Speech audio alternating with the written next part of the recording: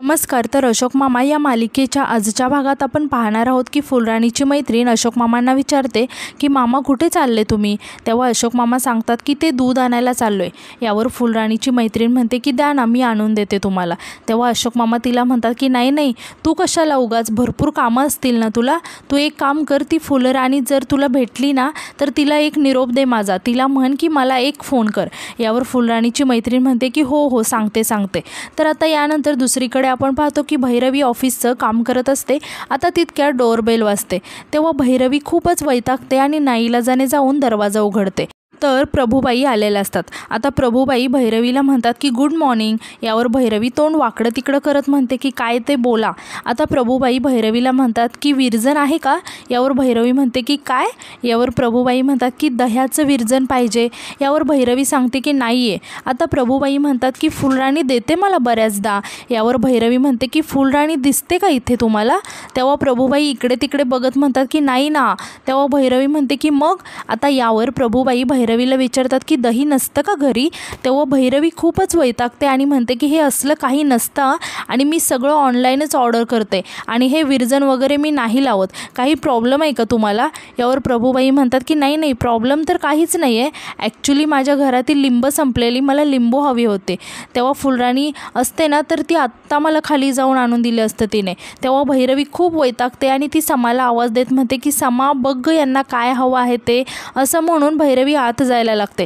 तेव्हा प्रभूबाई भैरवीचा हात पकडतात आणि तिला थांबवत म्हणतात की ऐक ना, कालच्या प्रकरणामुळे चिडली आहेस का तू. तेव्हा भैरवी म्हणते की नाही, मी इरिटेट झाले, माझं डोकं दुखतंय, झोप नाही झाली आहे माझी. यावर प्रभूबाई म्हणतात की एवढंच ना, नवीन जागा असेल ना म्हणून बहुतेक. आणि विचारतात की जास्त त्रास होतोय का तुला. आता भैरवीला अचानक उलटी येते आणि ती धावतच जाऊन उलटी करायला लागते. तेव्हा प्रभूबाई खूप शॉक होऊन भैरवीकडे बघायला लागतात. आता अनिश आणि ईशानसुद्धा तिथे येतात. आता अनिश भैरवीला विचारतो की काय गं, काय झाले, बरं वाटत नाही आहे का तुला. आता भैरवीला असं उलटी करताना पाहून ईशान खूप हसायला लागतो. आता प्रभूबाई अनिशजवळ येतात आणि अनिशला विचारतात का अनिश काय रे, काय होतं हिला. तेव्हा अनिश खूप रागाने प्रभूबाईंकडे बघायला लागतो आणि म्हणतो की तुम्ही काय करता इथे. तेव्हा प्रभूबाई सांगतात की ते मला लिंब हवी होती ना. तर इकडे भैरवीला खूपच उलटीसारखं होत असतं. तेव्हा प्रभूबाई तिच्याकडे बघायला लागतात आणि म्हणतात की कोरड्या उलट्या. तेव्हा अनिश खूप आश्चर्याने विचारतो की काय. तेव्हा प्रभूबाई घाबरत म्हणतात की काही नाही, ते मला लिंब नको आहेत, मी जाते. तर इकडे ईशान खूपच तोंडावरती हात ठेवून हसत असतो. आता प्रभूबाई भैरवीकडे आश्चर्याने बघत तिथून निघून जातात. आता अनिश भैरवीला विचारतो की तुला बरं वाटत नाही आहे का, काय होतंय. तेव्हा भैरवी सांगते की कालपासून ॲसिडिटी सारखं होतंय, सगळं घशाशी येतंय. तेव्हा अनिश म्हणतो की तू आत चल जरा पड, बरं वाटेल तुला. असं म्हणून तो भैरवीला आतमध्ये घेऊन जातो.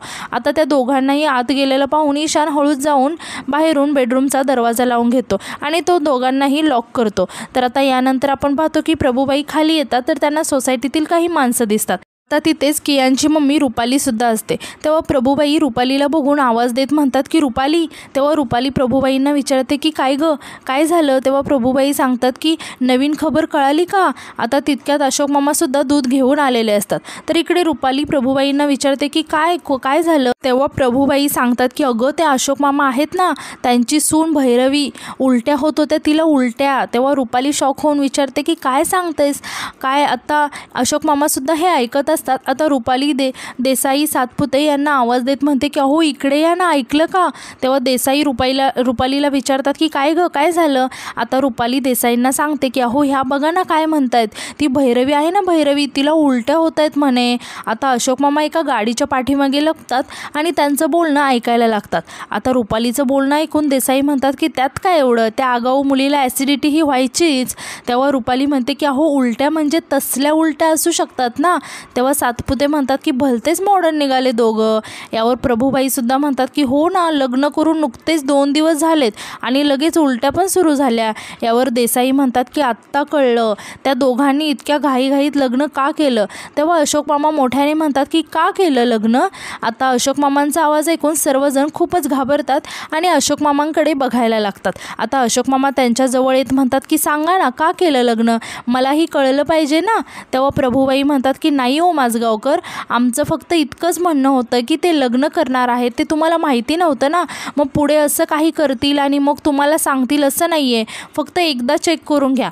तेव्हा अशोक मामा म्हणतात की मग माझंही तेच म्हणणं आहे की तुम्हालाही एकदा चेक करून घ्या तुम्ही सगळ्यांनी आपापली डोकी. तेव्हा सर्वांना खूपच राग येतो. आता रुपाली म्हणते की हे बघा माझगावकर. तेव्हा अशोक मामा म्हणतात की मी काय बघणार, आता तुम्हीच बघायला पाहिजे ना, तुमची सगळ्यांची डोकी आहेत ना ती अडगळीच्या खोल्या होऊन बसलेत, त्यातलं भंगार काढून जरा बाजूला फेकून द्या. आणि म्हणतात की नाहीतर हे काम मलाच हाती घ्यावं लागेल. यावर प्रभूबाईंना खूप राग येतो आणि त्या रागात अशोक मामांना म्हणतात की माझगावकर, तुम्हाला माहिती आहे का, एक जुनी म्हण आहे, जिथे आग असते ना तिथूनच तर धूर येतो. आता यावर अशोक मामा म्हणतात की बरोबर आहे, बरोबर आहे तुमचं म्हणणं, पण काय आहे, साध्या लवंगी फटाक्याचा धूर बघून वणव्याची आग लागणारे खूप बघितलेत मी, त्यातले तुम्ही आहात. सतत धुराचा माग काढत बसलात ना तर डोळे खराब होतील, जपून जरा जपून, असं म्हणून ते तिथून जायला लागतात. आणि जाता जाता मध्येच थांबत म्हणतात की आणखीन एक गोष्ट, मान नावाचा एक अवयव असतो, आपल्याला माहिती आहे ना मान, त्याचा इतरही उपयोग असतात. दुसऱ्यांच्या घरात डोकावून बघण्याचं बंद करा, नाहीतर एक दिवस मान गमावून बसण्याची वेळ येईल तुमच्यावर, असं म्हणून ते तिथून निघून जातात. तर आता यानंतर आपण पाहतो की अशोक मामा घरी येतात आणि ईशानला आवाज द्यायला लागतात की ईशान, आणि संयमीला सुद्धा आवाज द्यायला लागतात की ए थोरले. तेव्हा ईशान आणि संयमी बाहेर येतात. तेव्हा अशोक मामा त्या दोघांनाही विचारतात की हिला भैरवीला काय झालं गं. यावर संयमी सांगते की काही नाही, ते तिला उलट्या होत आहेत ना जरा. तेव्हा अशोक मामा विचारतात की आता कुठे आहे ती. तेव्हा ईशान सांगतो की इकडे. तेव्हा अशोक मामा आतमध्ये जायला लागतात. तेव्हा ईशान त्यांना थांबवत म्हणतो की आजोबा जाऊ द्या ना, उगाच कशाला त्यांना डिस्टर्ब करायला. तेव्हा अशोक मामा ईशानकडे बघायला लागतात. आता यावर ईशान म्हणतो की म्हणजे झोपले आहेत, उगाच कशाला त्यांना डिस्टर्ब करायला ना, आराम करतायत ते, असं म्हणून तो अशोक मामांकडे बघून हसायला लागतो. तेव्हा अशोक मामा ईशानला म्हणतात की दात पाडे ना हसला तर उगाच, आणि रागात म्हणतात की खा ना, बाहेरचं खा, अजून वरण भात लावायला सांगितलं तर तुम्हाला आळस येतो. अरे जेवढा वेळ तुमचं बर्गर आले तेवढ्या वेळात तुम्ही तांदूळ विकत घेऊन आला असतात. तेव्हा ईशान म्हणतो की पण आजोबा तुम्ही काल पास्ता खाल्ला ना. यावर अशोक मामा अडखळत म्हणतात की हां, ते आता तू आग्रह केला म्हणून मी खाल्ला.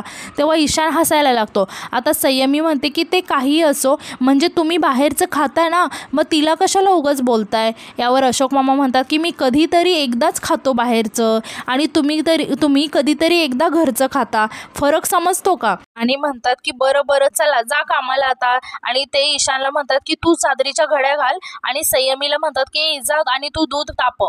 तेव्हा ईशान आणि संयमी तिथून निघून जातात. आता यानंतर आपण पाहतो की संयमी किचनमध्ये येते. आता अशोक मामा सुद्धा संयमीच्या पाठीपाठी येतात आणि किचनमध्ये सर्व पसारा बघून म्हणतात की हे असंच पडलंय का रात्रीचं सगळं.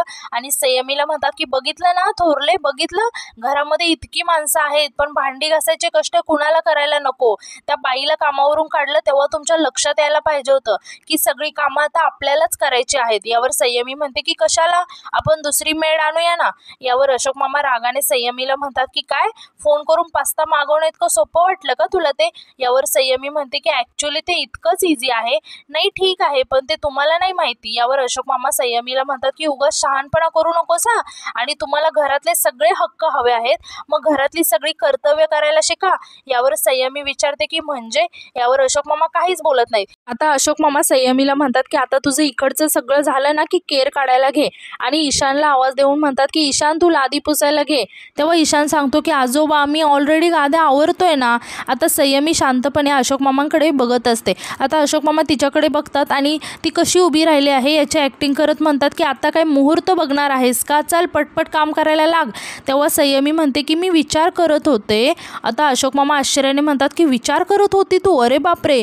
यावर संयमी म्हणते की आधी ब्रेकफास्ट करते, हे बघा ब्लॅक टी तर तयार आहे, मग मी त्यामध्ये दूध टाकते आणि तुम्हाला चहा देते.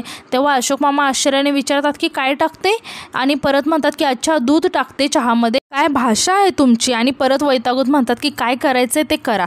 आता तितक्यात ईशान अशोक मामांना आवाज देत तिथे येतो आणि म्हणतो की आजोबा माझ्याकडे ना एक सॉलिड आयडिया आहे. तेव्हा अशोक मामा म्हणतात की तुझ्याकडे आयडिया पण असतात, आणि हात जोडून म्हणतात की बोला महाराज बोला. यावर ईशान म्हणतो की आपण काकांना सांगूया ना घरातली लादी पुसायला, तसंही तो आता फ्रीच आहे ना. आता अशोक मामा रागाने ईशानला म्हणतात की मुस्काड फोडी ना, काम चुकार कुठला. हे बघ फार तर मी भांडी घासेन, पण बाकी सगळी घरातली कामं ना तुम्हालाच करावी करावी लागतील, शिस्त म्हणजे शिस्त. मग संयमी आणि ईशान आपापल्या कामाला लागतात. आता अशोक मामासुद्धा भांडी घासायला लागतात, तर भांड्यांमध्ये रात्री त्यांनी खाल्लेल्या पास्ताचं प्लेट असतं. आता अशोक मामा त्याकडे बघून म्हणतात की रात्री तर खायला बरं वाटलं होतं, पण आता ही डिश मलाच घासावी लागणार आहे. आता यानंतर आपण पाहतो की अनिश भैरवीला औषध देतो आणि म्हणतो की भैरवी तू आता स्ट्रेस घेऊ नको.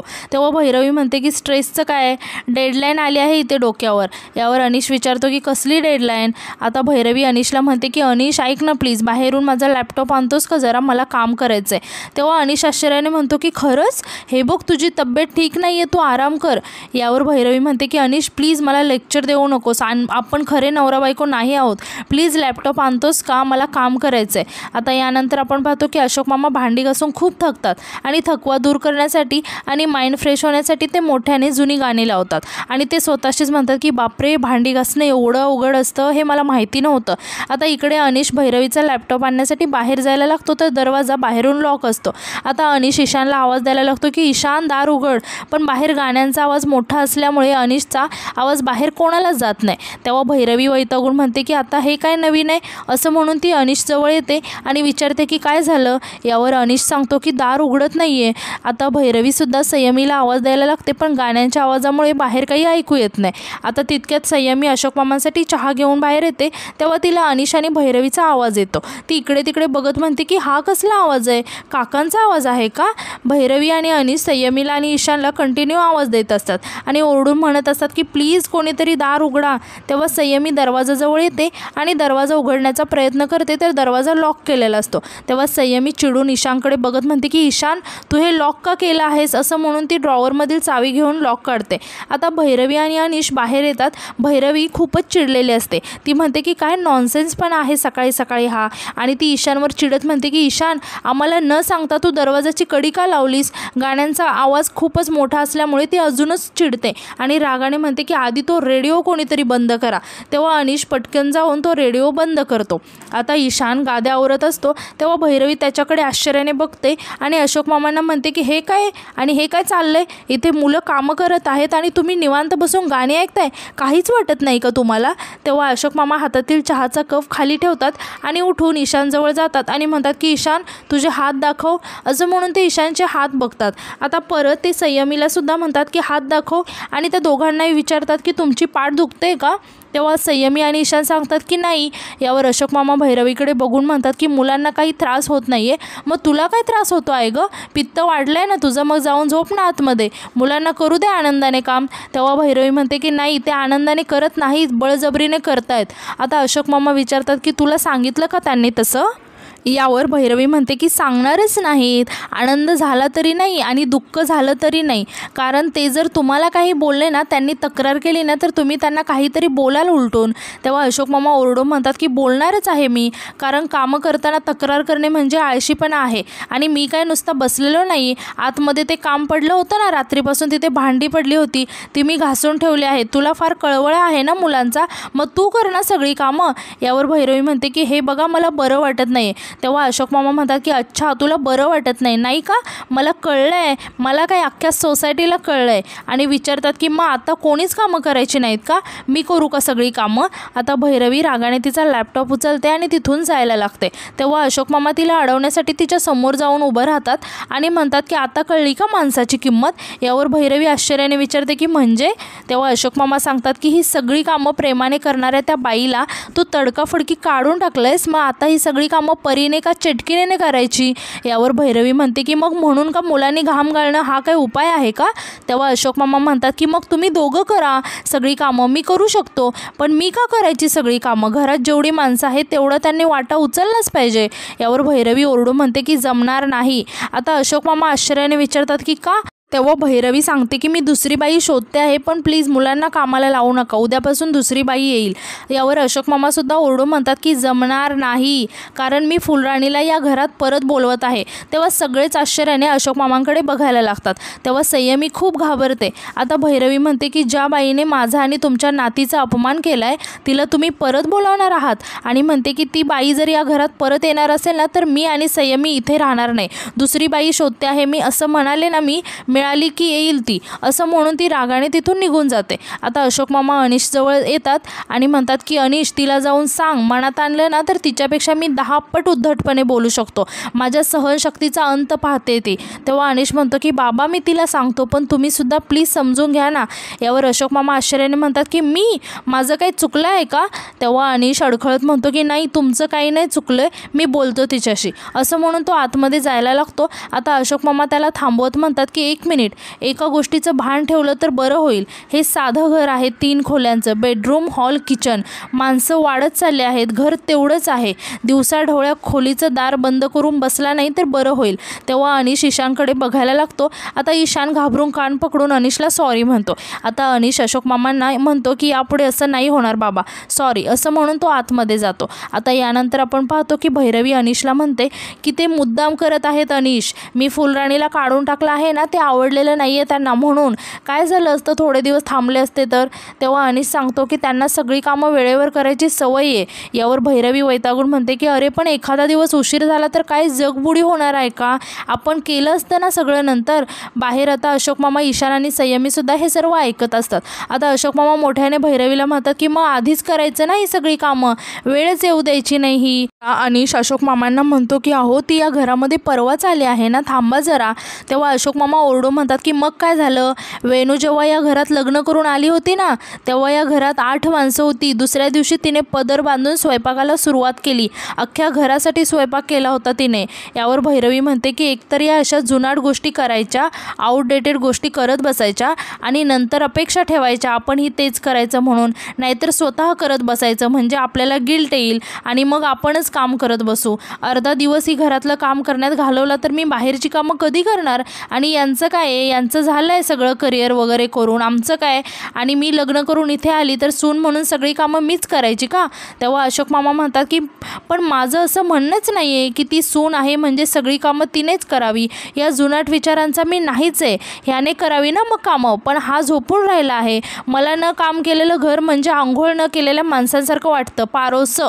गेल्या वर्षात काही मी माझे नियम ठरवले आहेत, म्हणून एवढ्या संकटानंतर सुद्धा माझ्या या घराचा डोलारा अजूनही उभा आहे. शिस्त म्हणजे शिस्त, घरातलं काम सकाळच्या वेळेलाच व्हायला पाहिजे. यावर भैरवी म्हणते की मी सुद्धा केली आहेत घरातली सगळी कामं. लंडनमध्ये होते ना तेव्हा एकटीच राहत होते मी, मेड वगैरे नव्हती परवडत मला, सगळी कामं करायचे तेव्हा. आता अनिश म्हणतो की मग आताही करायचं ना गं थोडंसं. तेव्हा भैरवी ओरडून म्हणते की करेन, आनंदाने करेल अनिश, हे घर स्वतःचं समजून करीन, पण माझ्या वेळेतच करीन. हे बघ अनिश, घरकाम ही माझी प्रायोरिटी नाहीच आहे. माझं ऑफिसचं काम झालं ना की मी मग सगळी घरातली कामं करेन, पण तोपर्यंत तरी 2 दिवस थांबा म्हणावं त्यांना. आता अशोक मामा उठून अनिशजवळ येतात आणि म्हणतात की काम ठरल्या वेळेतच होणार आणि बाई जर येणार नसेल तर कामं मी आणि मुलं करणार. तेव्हा अनिश म्हणतो की बाबा, मुलांना कशाला त्रास? यावर अशोक मामा म्हणतात की त्रास नाही, याला संस्कार म्हणतात, संस्कार. मुलांनी जर आत्तापासून घरची कामं केली ना तर त्यांना चांगलं वळण लागेल, हिच्यासारखे होणार नाहीत. आणि परत म्हणतात की जाऊ दे, मी कशाला बोलतो आहे, मला भरपूर कामं आहेत, मला अजून कपडे धुवायचे आहेत, स्वयंपाक पण करायचा आहे. परत बाहेरचं मागून पित्त वाढवायचं असेल ना तर तुम्हीच वाढवा, पण मुलं ना घरचं वरण भातच खाणार. आता अनिश वैतागून म्हणतो की बस झालं बाबा, थकलोय मी, मला तुमच्या दोघांच्या मध्ये अशी मध्यस्थी करायची नाही आहे. जोपर्यंत घरात नवीन कामवाली बाई येत नाही तोपर्यंत घरातली सगळी कामं मीच करतो, असं म्हणून तो तिथून निघून जातो. आता अशोक मामा खूपच टेन्शनमध्ये येतात आणि आजचा भाग इथेच संपतो. धन्यवाद.